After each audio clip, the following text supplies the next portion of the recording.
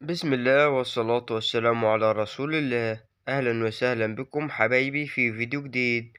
الموعد والتوقيت والقنوات الناقلة لمباراة الهلال السعودي وفيلدن النمساوي القادمة في مباراة ودية. تنطلق المباراة يوم الجمعة 7/7/2023.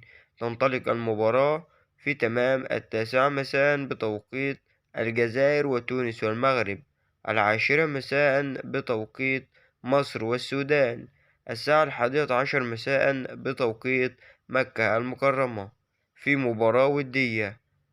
يا ريت يكون الفيديو عجبكم فضلا وليس أمرا. لا تنسى دعمنا بلايك للفيديو والاشتراك في القناة وتفعيل زر الجرس ليصلك كل جديد. وتوقع نتيجة مباراة الهلال السعودي وفيلدن القادمة في مباراة ودية في التعليقات.